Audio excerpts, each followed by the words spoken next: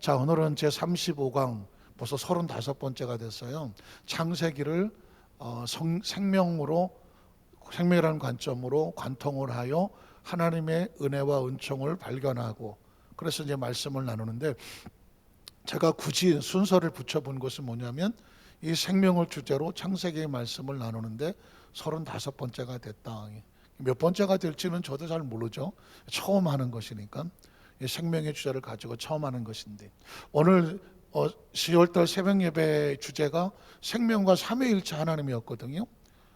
와, 전 설레입니다. 몰랐었어요. 하나님께서 우리를 하나님 형상과 모양으로 만드셨을까?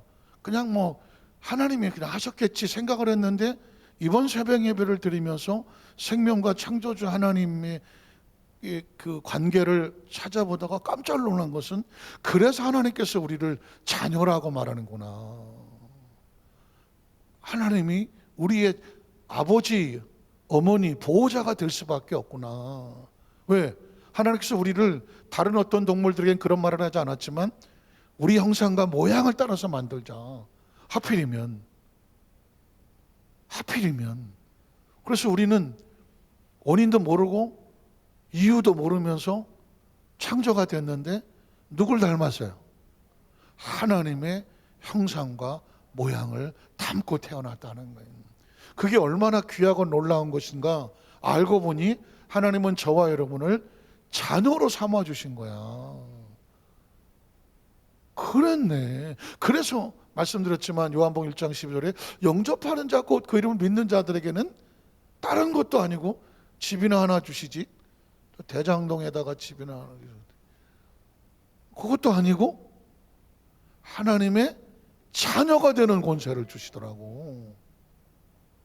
그래서 나는 성경 구절을 외우고 말씀이니까 그대로 받아들이기만 했지, 왜 하나님의 자녀가 하필이면 거기까지는 연결이 안 됐는데, 이번에 새벽 예배 말씀을 묵상하다 보니까 누가 누굴 닮아요?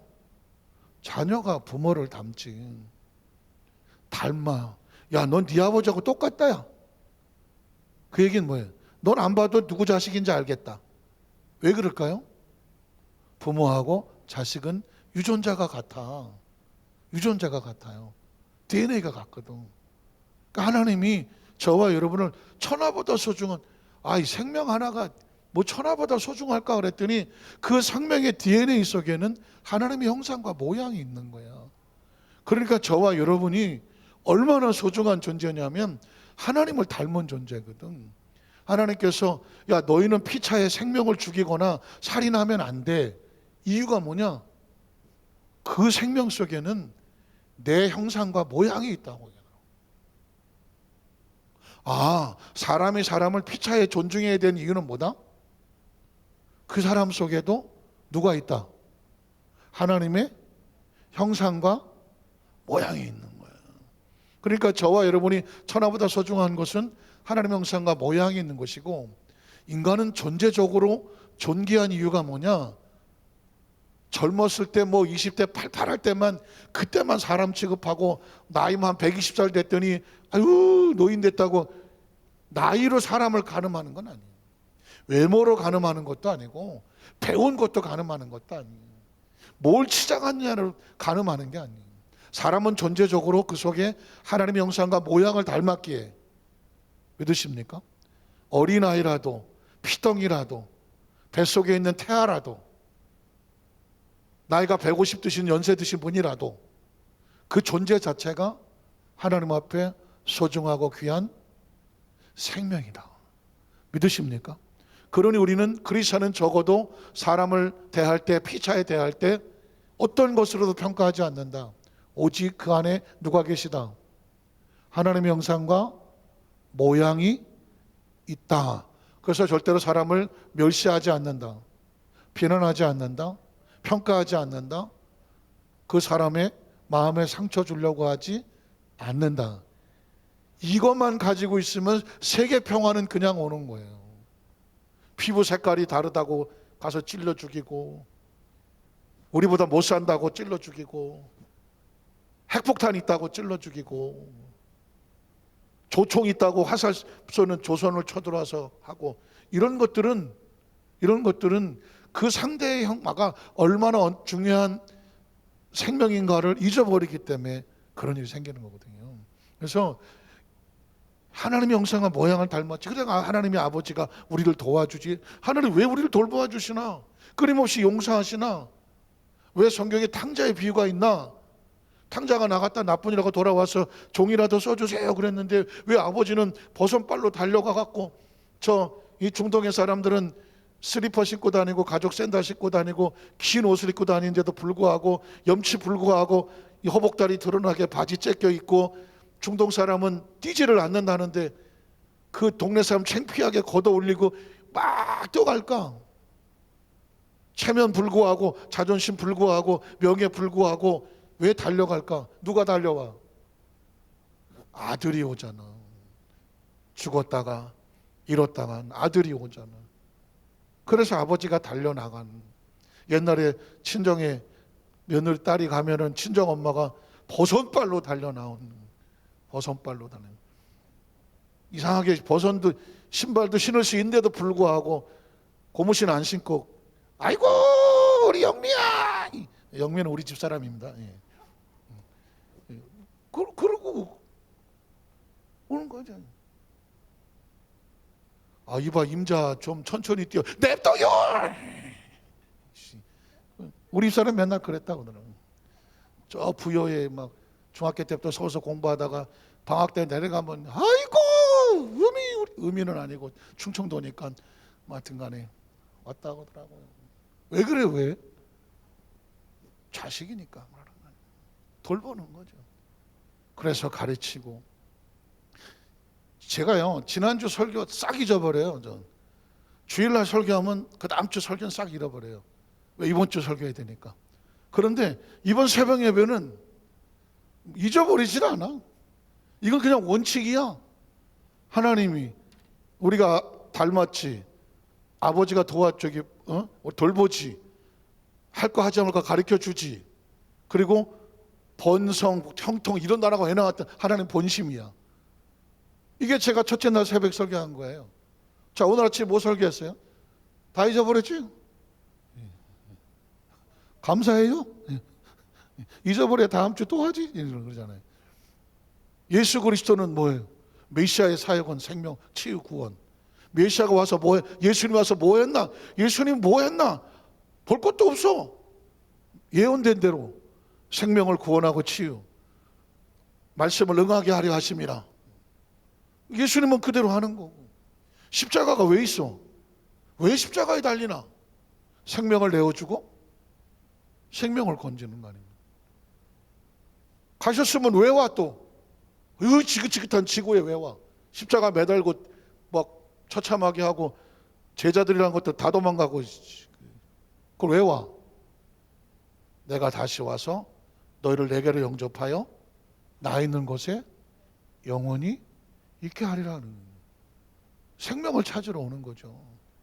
이게 지금 생각하건대 제가 이번 주 새벽 설교는 평생 안 잊어버릴 것 같아요. 어디 가서라도 바로 하라 그러면 뭐 그냥 원고도 없이 그냥 할 것 같아요. 자, 이게 생명, 이렇게 해야 창세기라고 하지만 창세기를 강의하는 것이 아니라 생명을 강의하는 것입니다. 생명을 찾는 거거든요. 본문은 창세기지만.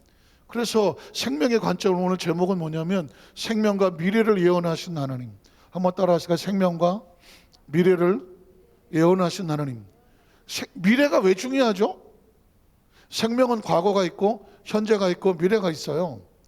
지나간 과거, 지금 현재, 미래. 진짜 중요한 것은 현재와 함께 뭐가 중요해?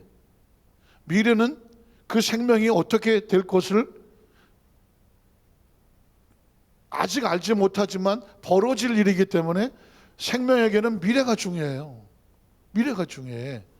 자, 생명과 바라봄의 법칙이라고 하는데 우리가 바라봄 법칙이 왜 필요할까요? 하나님 나라의 법칙 속에서 이 법칙이 우리의 생명에 영향을 미치기 때문에 그래. 우리 영혼에 영향을 미치기 때문에. 인간은 육신의 눈으로, 아브라함은 자신의 눈으로 본 것만 바라봐. 그 이상을 볼 수가 없어. 이것도 없다, 저것도 없다, 몸도 아프다, 여기도 쑤신다, 저기도 쑤신다, 의사가 뭐라 그랬다, 뭐 이쯤 되면 다 끝났다. 이게 인간이 하는 소리잖아. 그런데 성경을 보면 하나님은 하나님의 눈으로 보인다. 제가 이제 급하게 쓰면 꼭 무슨 죄송해요, 눈깔 같이 보여갖고 이렇게 하나님. 근데 여기 이제 헬라어로 세오스라고 하는 세타라고 그래갖고 하나님은 이제 그냥 약자로 이렇게 동그랗게 이렇게 표시하는 건데요. 하나님은 하나님의 눈으로 보신다. 그러니까 인간은 미래가 보이지 않지만 하나님 우리의 미래가 보인다, 안 보인다? 미래가 보인다는 거죠.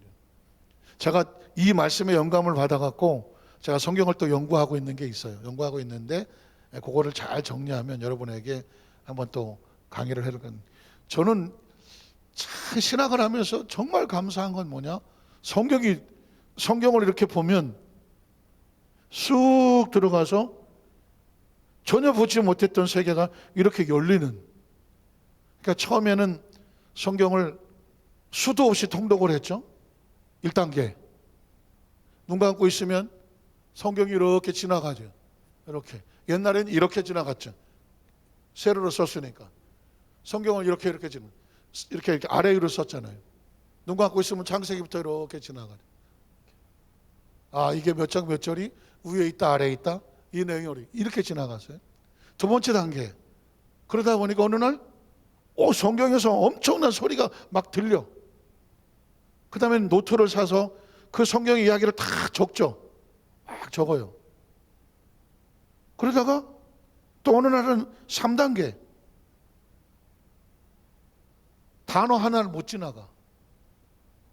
단어 하나를 딱 보니까 그 단어 하나가 있기까지 지나간 배경, 그 단어 속에 있는 지금 이 단어가 외치고 있는 의미, 결국은 이 단어가 우리를 어떻게 끌고 가려고 하는가. 하나님이 하시는 과거, 현재 하나님, 미래 하나님. 야, 이걸 지나갈 수가 없어. 성경을 넘어갈 수가 없어. 그걸 들여다보니라고. 그 들여다본 것을 적어서 여러분에게 선포하는 게 그게 하나님 말씀인 거예요. 그게 하나님 말씀이에요. 저에게 설교를 어떻게 준비하느냐라고 한다면 하나님의 말씀을 묵상하죠. 근데 묵상 하나마나 요즘은 주일날 설교하고 내려오면 바로 책상에 앉아요. 바닥에 책상에 앉아요. 어떤 땐 식사하기 전 아니면 식사하고 나서라도 그 짧은 시간에 그냥 앉아요. 그러면 그 다음 주 설교를 다시 받아요. 그리고 메모를 해요. 이렇게 막 해놓고 차분히 정리를 하죠. 화요일 날이면 수요일 설교, 금요철야 설교, 주일날 설교가 3개 설교가 화요일 날이면 끝나요. 그리고 계속 묵상하는 거예요. 그래서 성경을 그전에는 쭉 통독하다가 그다음 그 안에 모든 소리를 갖다가 쭉 정리를 하다가 이제는 하나를 들여다보면서 그 속에 있는 하나님 마음을 받아서 설교를 하는 거예요. 지금 강단에 내려와서 이렇게 쓰는 이유는 뭐냐?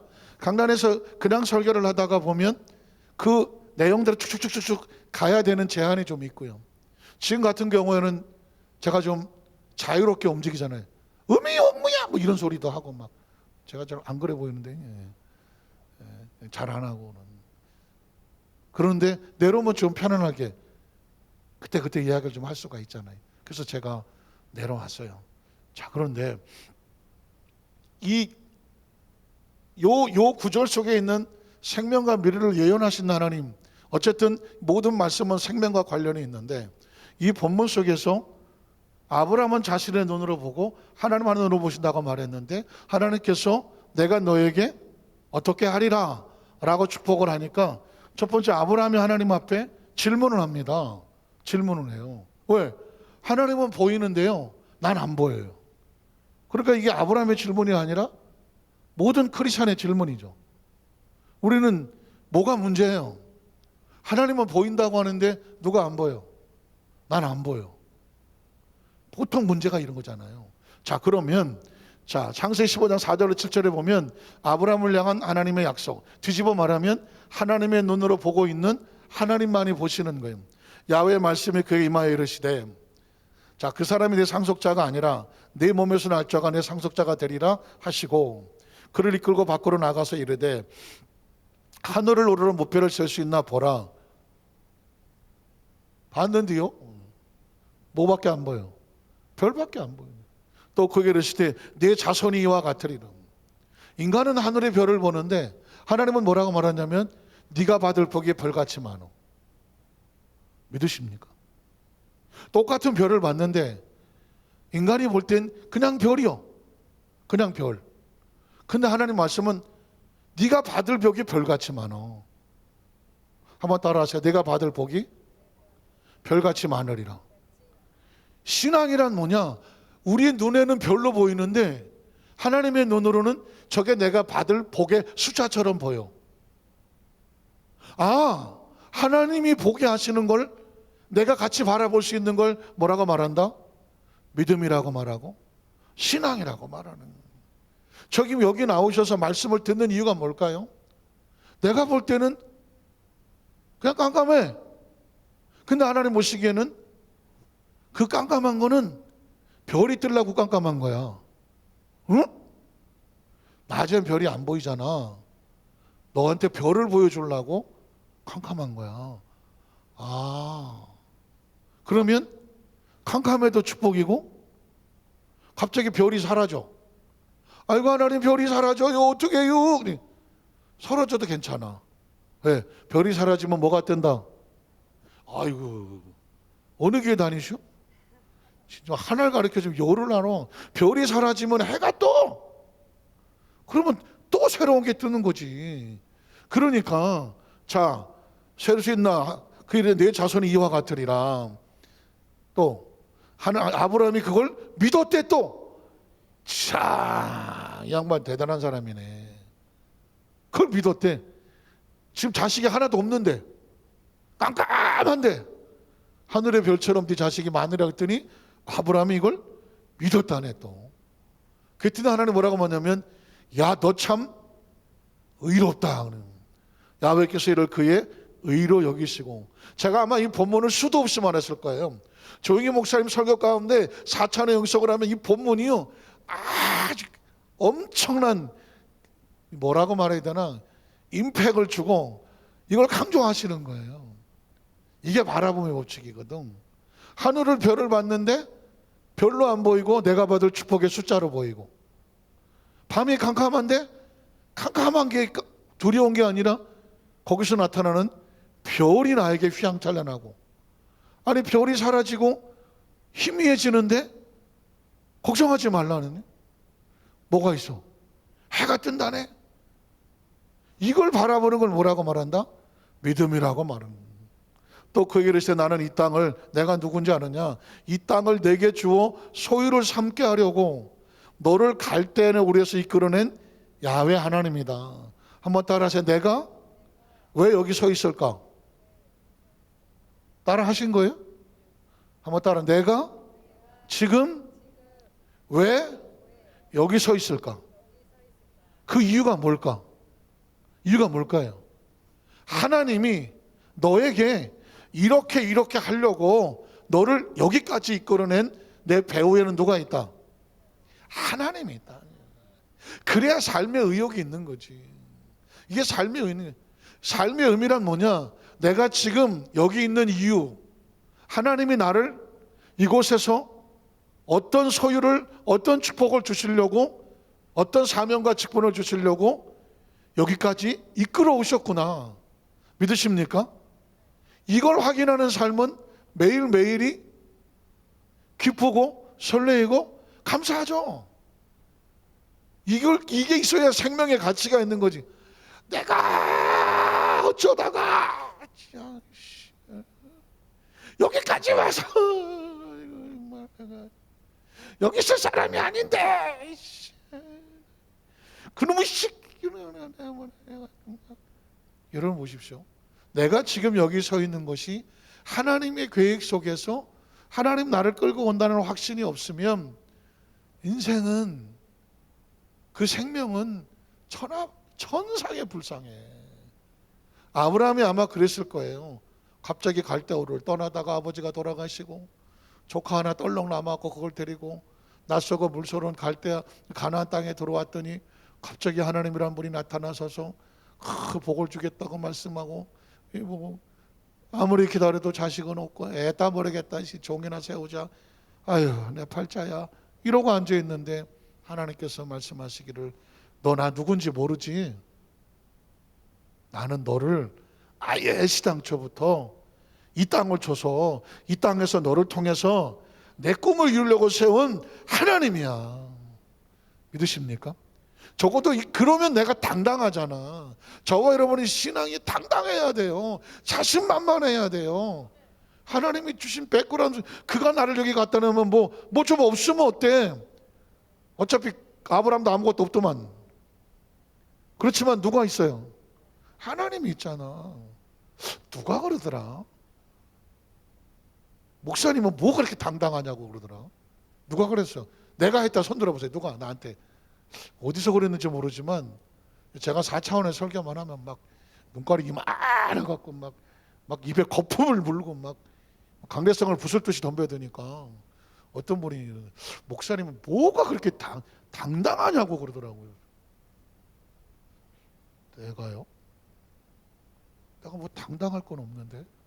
근데 하여튼간에 당당하대. 내가 당당하대. 내가 가만히 생각해봤지. 내가 당당한가? 당당하지. 까짓것 아무것도 없는데 결국은 뭐 하나님이 붙잡고 하나님 끌고 와서 하나님이 하신다고 하는, 하나님이 있다고 하면 겁날 게 뭐가 있어? 겁날 거 없잖아요. 아까 이 막대기가 아까 여기 누워있을 때가 힘이 하나도 없더만 이거. 있잖아요. 이게 뭐야 이거. 볼펜 껍데기 앞뒤로 잘라붙이고, 아이고 이거 놓치니까 아무짝에 쓸모없잖아요. 제가 붙잡으니까 이게 뭐 움직이는, 이게 뭐 기억하십니까? 저는 우리 여도수 안산교회 성도들이 뭐 가진 것이 아니고 뭐 있는 것이 아니고 배운 것이 아니고 뭐 나이가 어쩌고 뭐 옛날 같이 어쩌고 해도 다 필요 없어. 하나님 안에서 당당하면 돼. 하나님께서 아브라함에게 뭐 때문에 너 누군지 알아? 넌 애시당초 하나님의 계획 속에 있는 사람이야. 이 땅이 허망해 보이냐? 내가 너한테 주려고 이미 예전부터 점 찍어 놓은 땅이야. 뭘 꺼내냐? 네 뒤에는 누가 있어? 하나님 있어. 할렐루야. 좋은 대학 안 나오고 뭐 좋은 어쩌고 좋은 없어도 돼. 세상적인 기준에서 그렇게 뭐 몸이 상관없어. 우리가 세상의 기준으로 사는 사람이 아니야. 우리는 하나님의 기준으로 사는 사람이고, 언제 어떤 일이 벌어질지는 아무도 모르는 거예요. 어떤 일이 벌어질지는. 왜? 하나님께서 뚝 갔다가 갖다 놓고 뚝 갖다 놓고 움직이냐? 알게 뭐야. 그러면 뭐야? 어차피 제가 아까 까짓것 그랬는데 세상만 한 번 살지 두 번 살아? 하나님께서 붙잡으셨으면 하나님을 믿고 살지 뭐 길거리 뭐 믿고 살 건 아니잖아요. 자, 그랬더니 어디 갔어? 하나님께서 아브라함이 뭐라고 말하냐면 8절에 아브라함 이 양반도 참 대단한 사람이야.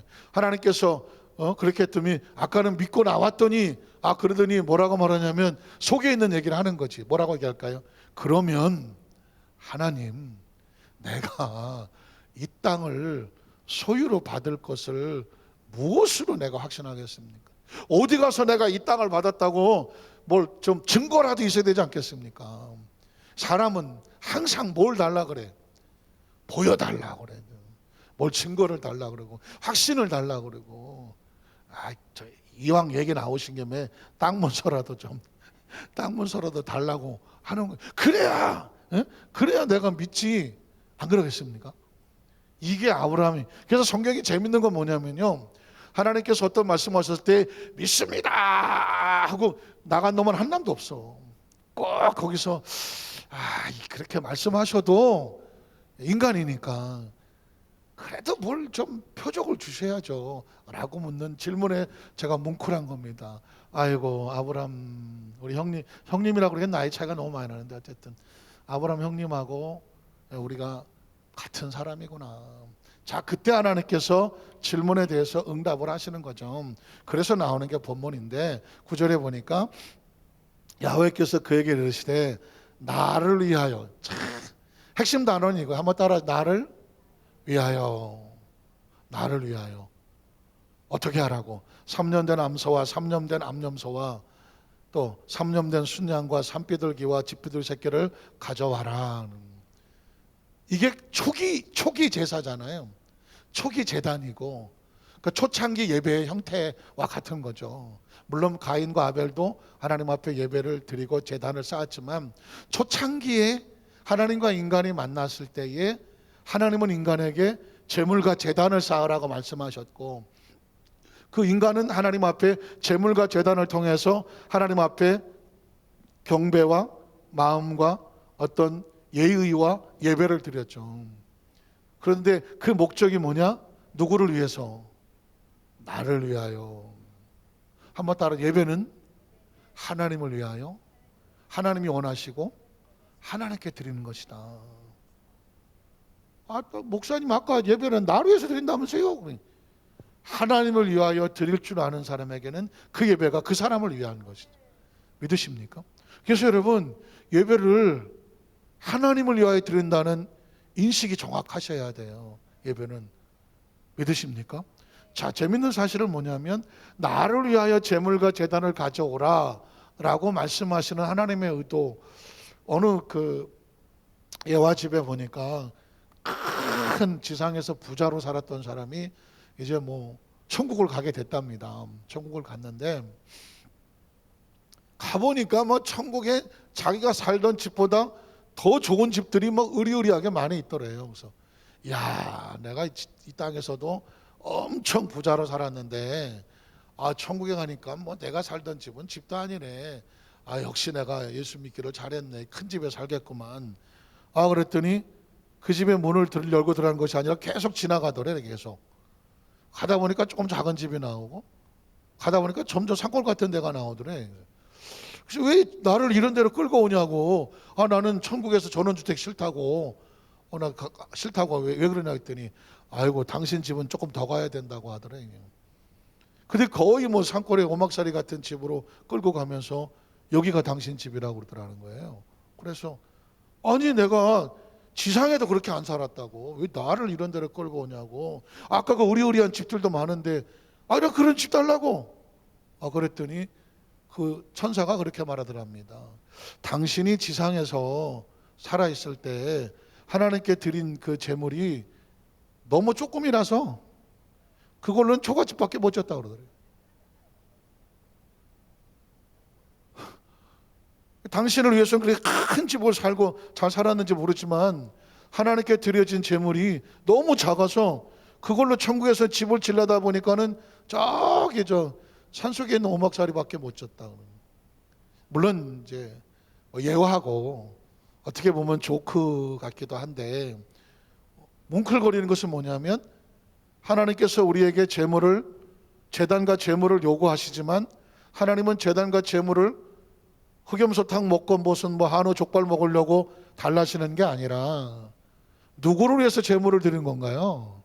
결국은 알고 보니까 그 제물을 드리는 그 사람을 위한 거다라는 거죠. 어쨌든 하나님께서 제물을 드리라고 했어요. 자, 그래서 10절에 보면 어떻게 하냐면, 아브라함이 그 모든 것을 가져다가 중간을 쪼개고 그 쪼갠 것을 아주 마주 대하에 놓고 그 쇠는 쪼개지 아니하였으며, 또 그 다음 넘어갈까요? 넘어가요. 11절 안 넘어가냐? 그 해질 때 아브라함의 기쁜 잠이 11절을 빼서 그렇구나. 자, 쪼개고, 그러면 쪼개고. 이게 이제 예전에 그 이 시대의 사람들은 약속을 할 때, 서로 합의를 볼 때 어떻게 했냐면, 계약을 할 때 증거로 짐승을 쪼갭니다. 짐승을 쪼개. 그럼 살아요, 죽어요? 쪼개면 죽잖아. 그 쪼갠 곳에 두 사람이 손을 잡고 지나가. 그래서 그 다음에 이제 다시 붙여놓고, 두 사람 중에 한 사람이라도 약속을 어기면 이 재물처럼 당신의 몸이 쪼개질 거다. 이야기는 뭐예요? 약속을 안 지키면 산다, 죽는다? 죽는다는 거죠. 하나님이 아브라함을 데리고 그 재물을 지나갔다. 하나님이 하신 약속은 하나님의 목숨을 건다는 말이 좀 그렇지만, 목숨을 걸고라도 하나님은 지키신다. 믿으십니까? 하나님의 사람도 하나님의 약속을 믿을 때 어떻게 믿어야 되느냐? 하나님의 목숨을 걸고 한 약속이다. 그 약속은 절대 변하지 않는다. 이게 하나님의 약속이에요. 자, 그래서 그 다음 절에 보면 해질 때 아브라함의 깊은 잠이 임하고, 자, 요거는 또 성경에 말하지만은 성경 하나님은 항상 환상 중에 만나고 꿈속에 만나고 말씀으로 만나고 생각 가운데 오시는가? 그게 4차원의 영성이라고 말했죠. 그래서 아브라함이 지금 하나님을 만날 때 깊은 잠이 임하고 흑암과 두려움이 그에게 임하였더니, 또 그 넘어갈까요? 야훼께서 아브라함에게 이르시되 너는 반드시 알아라 하면서 여기서 뭔 일이 벌어지냐면요, 미래에 될 것을 예언을 하시는 것입니다. 미래에 될 것. 이건 또 다른 주제이긴 하지만 하나님은 저와 여러분의 미래를 계획하고 계시는 거예요. 계획하고 있는 거예요. 그러니까 내가 어쩌고 저쩌고 계획을 어떠고 한다고 할지 불안하고 초조하고 힘들고 어려워도, 그래서 예감이 안 좋아. 내가 뭐 잘못될 것 같아. 이건 내 예감이야. 어젯밤에 꿈을 그건 개꿈이요. 꼭 기억하셔야 돼요. 누군가 나 어저께 꿈을 좀 잘못 꿔갖고 내가 좀 불안하고 초조해. 그럼 그래. 딱 개꿈 꿨다 그러고 이제 확 무시하라 그래. 그걸 가지고 아이고 큰일 났어. 그 꿈은 죽을 꿈이야. 아이고 어떻게 해? 그러면 저 죽기 전에 그냥 좋은 거 나한테 주고 가. 이렇게 하는 게 아니에요. 사람은 꿈과 뭐 이런 게 가지고 하는 게 아니에요. 크리스천은 뭘로 살아가느냐? 하나님의 계획을 가지고 살아가는 것이고, 크리스천의 미래는 하나님의 계획 속에 있는 거예요. 자, 아브라함은 두렵고 했을지 모르지만 하나님께서 이제 하시는 미래를 보세요. 13장 네 자손이 이방에서 객이 되어, 좋은 소리는 아니죠. 그러나 끝에 가서 보세요. 그들을 섬기겠고 그들은 400년 동안 내 자손을 괴롭힐 것이다. 이스라엘 백성이 애굽에서 430년 동안 고난당할 것을 이미 아브라함에게 말했어요. 앞으로 이게 이삭, 야곱 지나서 먼 훗날 될 일이야. 근데 아브라함에게 지금 얘기를 하고 있어.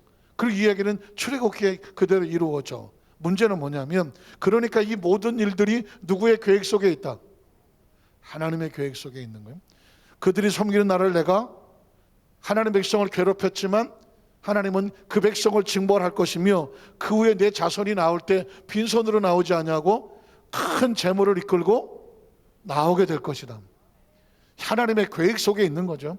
자, 그리고 이래서 이건 뭐냐? 연단이 됐던 훈련이 됐던 그리고 어떤 어려운 일이 됐던 크리스천은 보기 좋아야 좋은 게 아니라 하나님의 계획 속에 있어야 좋은 것이고, 아무리 힘들고 어려워도 하나님의 계획 속에 있다면 그게 아프고 힘든 것이 아니고, 믿으십니까? 아까 찬양팀 찬양할 때 보니까 그런 가사가 얼핏 지나가대. 나를 위하여 연단시키는, 연단받기 싫어하잖아요. 그런데 그게 누구를 위한 거다? 나를 위한 거라면 그게 나에게 축복이죠. 연단이란 뭐냐? 쇠를 강하게 하기 위해서 뜨거운 물에 넣었다 녹여서 또 두드려 패고, 또 넣었다가 두드려 패고, 뜨겁게 했다가 해서 또 찬물에 넣고, 뜨거운 물 찬물 뜨거운 물 찬물 두드려 팼다가 또 피고 해고 또 금 같은 경우에는 계속돼서 이물질이 올라오면 걸러내고, 또 끓여서 이물질 올라오면 걸러내고, 아주 죽겠지. 이건 힘들어. 근데 왜 그렇게 해요? 불순물을 자꾸 건져내다 보니까 나중에 무슨 금이 된다? 순금이 되고 정금이 되고, 지금은 두드려 맞고 하지만 나중에 이 쇠가 무슨 쇠가 된다? 강철같이 되는 거예요. 강철은 그냥 이루어지지 않는다. 순금은 그냥 이루어지지 않는다. 연단과 당금질을 통해서 이루어진다. 그 연단과 당금질은 누구를 위한 것이냐?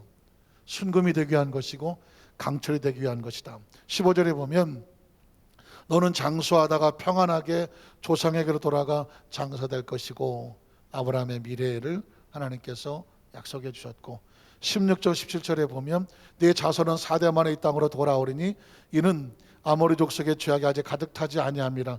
여기가 이 백성이 돌아올 동안 이 백성은 내버려도 이 당임이 제일 무서운 거예요. 내가 아무리 죄를 짓는데 하나님이 날 간섭하지 않아. 축복인가요? 저주인가요? 내가 내 맘대로 그냥 별짓을 다 하고 살아도 아무 일도 벌어지지 않아. 간섭도 안 해. 야, 나 너무 좋다. 이게 축복인가요? 저주인가요? 하나님이 간섭하지 않는 게 저주예요. 기억하셔야 돼. 가나안 족속은요, 죄를 많이 지어도 그냥 냅둬버려. 그냥 하나님의 심판할 동안 차여지도록 기다리는 거예요. 차지 아니함이라 하시더니 그 다음 절에 보면 해가 져서 어두울 때 연기나는 화로가 보이며 다른 옆에 쪼갠 고기 사이로 지나가더라. 그리고 마지막에 18절 21절에 보면 그날에 여호와께서 아브라함과 더불어 뭘 하죠? 약속을 세웠다고 말했죠. 쪼갠 사이로 지나갔다 목숨 걸고 약속을 지키겠다 세워 이르시되, 그 다음 절에 내가 이 땅을 애굽 강에서부터 그 큰 강 유브라데까지 내 자손에게 뭐한다? 준다. 준다 그러면 주실까요? 안 줄까요? 목숨 걸고 주신. 그래서 이스라엘 백성이 애굽에서 그 힘든 과정을 겪어도 그 땅에 들어간 거고, 여호수아와 갈렙이 그 땅이 아무리 힘들어도 하나님 들어가게 하신다 했던 근거가 뭐예요? 하나님이 아브라함에게 준다 그랬어요? 안 준다 그랬어요? 준다 그랬대요. 준다 그랬으면 앞에 어떤 일이 있어도 반드시 준다 안 준다? 준다. 그 약속을 어떻게 했다? 목숨 걸고 했다. 그러면 10명의 정탐꾼 이스라엘 백성은 왜 거기서 하나님 우리를 죽인다고 말하고 안 주신다고 말하고 애굽으로 돌아가자고 했을까? 이게 무슨 죄일까? 약속을 믿지 않은 불신앙이죠. 하나님은 누굴 데리고 천국을 가신다? 약속을 믿는 자들. 하나님 누구를 데리고 하나님이 응답하시고 하나님을 원하시는 걸 이끌어 가신다? 하나님을 끝까지 믿어 드리는 자. 그 사람을 뭐라고 말한다? 의롭다고 말하는 거죠. 자, 말씀을 정리합니다. 인간은 미래가 불안하죠. 그러면 인간은 뭘로 살아가느냐? 하나님의 계획으로 살아가는 것입니다. 그래서 생명은 언제 평안하냐? 하나님에 대한 절대 신뢰와 믿음 안에서만 평안하고 안전하다. 믿으십니까? 그래서 이렇게 제가 말씀을 드리면 여러분이 신앙생활하는데, 믿음 생활하는데, 기도 생활하는데, 봉사 생활하는데, 모든 생활하는데 내가 지금 이렇게 하는 근거가 뭐예요? 하나님의 약속인 거예요. 신앙은 감정으로 하지 않는다. 기분으로 하지 않는다. 뭘로 한다? 약속을 믿고. 제가 성경을 가급적 계속 성경을 여러분들에게 보여드리잖아요. 성경으로 설교하잖아요. 나중에 인간의 말은 왔다 갔다 할 수 있고, 이쪽에서 보면 이혈령이고 저쪽은 비혈령이지만 성경은 누구도 이혈령 비혈령이 아니라 누구에게나 똑같아요. 약속이기 때문에. 그래서 우리 어디서 만상교회 성도들이 혹시 조금은 천천일지 모르지만 말씀 위에 다 다지고 해서 세월이 지났을 때도 똑같은 성도가 아니라, 세월이 지났을 때는 말씀 위에 단단하게 근거한 성장한 성도가 되고, 무장한 성도가 되고, 말씀으로 가득 찬 성도가 되고, 누가 뭐라고 하면 말씀이 근거가 돼서 말씀으로 가르칠 수 있는 우리 성도님 되시기를 주님의 이름으로 축원합니다. 한번 찬송할까요?